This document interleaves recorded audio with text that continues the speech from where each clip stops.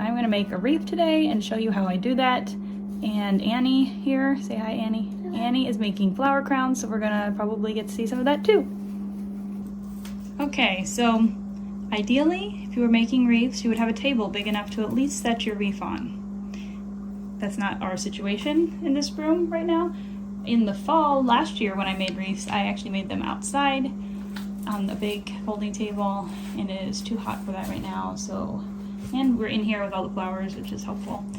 It's just kind of a mess right now. You can see we have, well, we have clothespins, we have glue sticks, we have scissors, we have a wreath, and we have a bunch of dried flowers. These are actually leftovers from other projects, and I don't want to like get rid of them, but they're not full bundles. So what I'm actually gonna do for this wreath is try to use all that up, which is kind of one of my favorite activities, except I'm not gonna use up Annie's stuff because that's this little section right here. But I like to try to use up the leftovers. It always comes out pretty cool. Let me show you the last one where I did that. This wreath right here was made from leftovers on the table. And this one was one of last year's wreaths, and I gave it kind of a haircut and added some of the leftover flowers to it and made it pretty again. We've also got some new ones this year, that one, this one, and I'm gonna have to expand my storage space because we only have room right now for about 6 wreaths, and we're planning to make a lot more than that. Okay, so in an ideal world, with all of the space you need to do this, you want to sort out your materials. So this is goldenrod and this is false aster, and they are both fluffy, so I'm putting them together. I've got some kind of random grasses here. I've got some chamomile, more grass. Let's see what else I still got here. I've got a little bit of gomphrena left. It's a big mess. If you can see kind of past the mess, we'll pull these apart. There's also some tansy. See, like this one, you can tell we used, oh gosh, used this up. So like there's some little ones left, but we've already broken off all these other stems. Let's see, you could probably use this, Annie, huh? For what Annie's doing, it's you will break a lot smaller pieces off, so she doesn't need as much. So you're actually just getting to watch me clean up here. I'm gonna use that one. Look, Annie, I found one of your pods. But let's see, we've got some other like mostly broken sections. So we're going to sort all this out and clean it up a bit, and then we'll get started. So if you haven't figured out from that scene, drying flowers and using dried flowers is very messy. Using fresh flowers is also kind of a messy process, but I don't know, dried just feels more like dirt. So we cleaned the floor. There's Annie's feet. There's a bunny down there. She's upset here right now because it's so hot. We shook out the rug. Still got another rabbit. So we've got our little table here set up in the middle, and it's a lot more organized now. It still really only has enough room for one project. So what I'm probably going to do is spread my flowers out on top of the rabbit cage, or maybe I'll make Annie move to the rabbit cage. Either way, we're gonna make it work. But you can see how Annie has her flowers. We've got a bucket of straw flowers. We've got a little cup full of gomphrena, and we've got all the other bundles lined up here in the middle, and she's working on a flower crown. She puts 1 or 2 little pieces on it at a time, and then wraps a piece of wire, just connect it to this, around it, and then I'll show you what the finished product looks like right here. Grab one. Here is one that she's already finished, and it's beautiful. Okay, so here's our table, all cleaned up and organized. Much better system, but I thought I would show you first what I showed you a few minutes ago, which was the reality versus the, you know, ideal situation. Oh, Teddy's leaving. Okay, so we've got our wreath, all of our supplies here, scissors, glue sticks, wire. This one is the wire I'm gonna be using to do this wreath because it's my favorite. We've got some straw flowers and some miscellaneous things over here. And then this is all our leftover flowers that were on the table already. And then over here, we have Annie's little table that we just made out of this piece of insulation board that actually fits in this window in the winter. We laid out all of her supplies. This is a discard bowl for sticks, and we swept the floor. So, pretty cool. We do still need to clean up this little area though. I don't know what that amaranth is doing there, but there's a bunch of stuff stuck in it. But it's much better now, and we have room for 2 people to work, which is major improvement. All right, so here is my workspace. Hopefully this will make it so you can see everything I'm doing. The light is not ideal in here. I really prefer to make wreaths outside, but that's not always possible. Oh, now the air conditioner is going to turn on again just to make things more difficult. All right, so I don't know if you could tell, but it's not a perfect circle, and it's like skinnier on one side.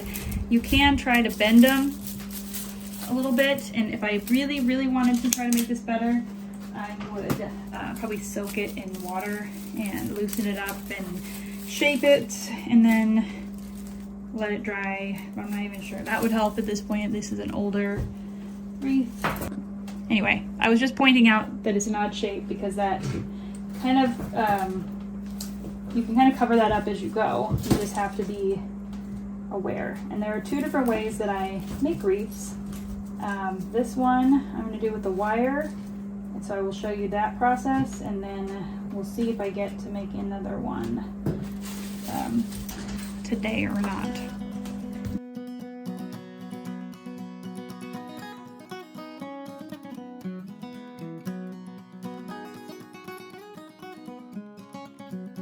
Okay, I'm going to stop the time lapse here for a minute and try to show you what I did.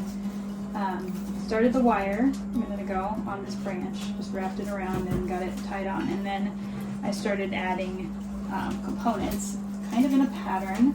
I did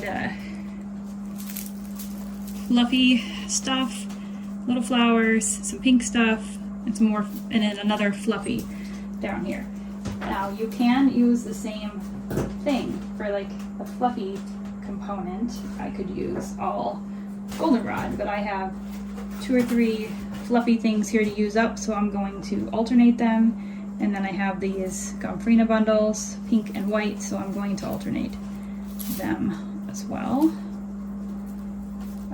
So with this kind of wreath where you're wanting it to be full and pretty much the same thing all the way around, and I honestly can't promise you that it will turn out that way in the end, because I never really know what exactly I'm getting, but I'm planning for a full wreath, and I'm planning for it to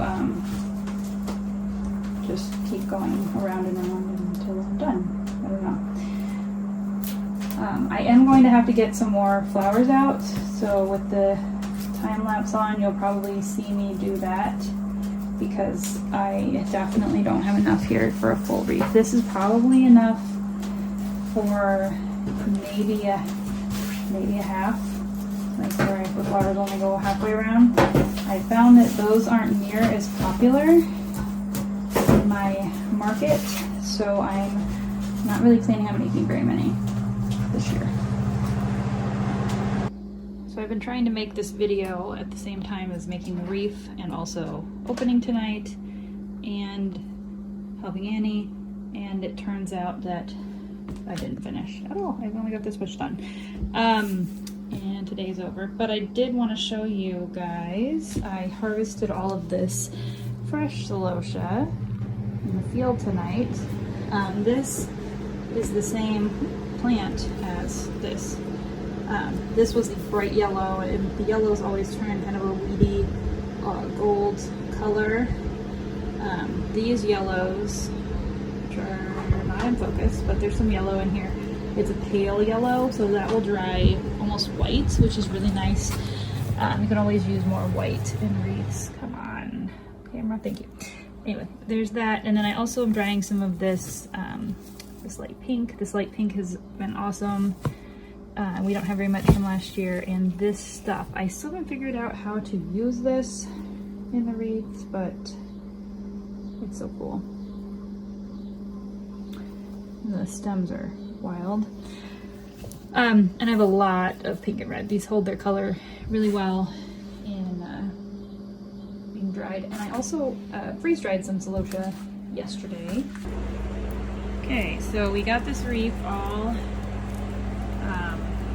done-ish.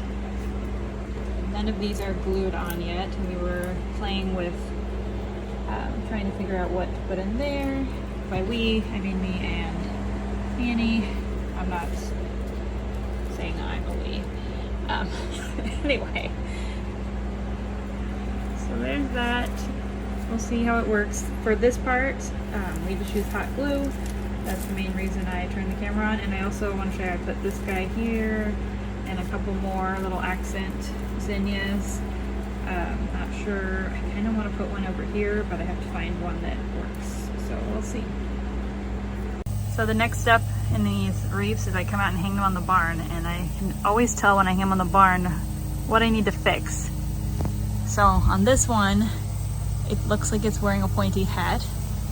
So I'm gonna have to trim off some of that goldenrod that's at the top, which has been giving me trouble this whole time. I didn't like it. When I did this, I didn't like that, and then I'm like, okay. Anyway, it's all a process. But you can see the zinnias glued on. The other thing I probably need to add is like one more flower right here. All right, I think that's much better. It still has a bit much sticking up on top. So I want to talk just a little bit about drying the flowers to make these wreaths. As you can see up here, they're all hanging to dry. This is one of my bundles that I made tonight. So these are fresh, obviously. I'm gonna attach a clothespin to this and hang it from up there. I also have beams in my house, and we have nails in the beams, and that you can hang from those. This is celosia, same idea, and I'm going to turn you around and show you some of these things hanging from the ceiling. All right, or hanging from the ceiling, hanging from the rope. We have this rope attached on either end. It goes back and forth, kind of like a clothesline. And then these are all hung up with clothespins. Now, some people do it differently. There are ways you can, like you could tie them together and do other things where you don't have to use clothespins, but clothespins pretty inexpensive at the dollar store or Walmart. So I like to do it that way.